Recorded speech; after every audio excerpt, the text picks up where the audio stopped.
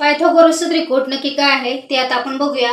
तर बघा, नैसर्गिक संख्यांच्या त्रिकुटांमध्ये त्रिकूट म्हणजे काय आहे तर त्याच्यामध्ये आपल्याला 3 संख्या असतात, त्याला आपण काय म्हणतो तर त्रिकूट म्हणतो।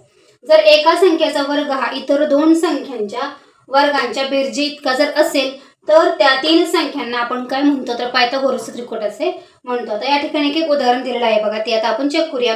तर बघा 3 4 5 हे एक त्रिकूट आपल्याला दिसते। ओके, तर याच्यामध्ये बघा याच्यातली मोठी संख्या काय आहे 3 4 5 मधली मोठी संख्या ही 5 आहे। मग आपण पहिल्यांदा काय करायचं, मोठ्या संख्येचा वर्ग करायचा। तो किती आहे बघा, 5 चा वर्ग हा 25 आहे।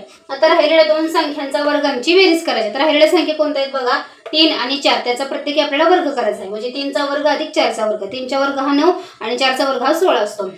9 आणि 16 किती होतात तर ते 25 होतात। ओके, म्हणजेच मोठ्या संख्येचा वर्ग हा राहिलेल्या 2 संख्यांच्या वर्गांच्या बेरजे इतकाच आलेला आहे। म्हणजे या दोन्ही संख्यांची जी उजवी बाजू आपल्याला दिसते ती 25 आणि 25 सेम आलेली आहे। याचाच अर्थ दिलेलं जे त्रिकूट आहे ते पायथागोरसचं त्रिकूट आहे असे आपण म्हणू शकतो।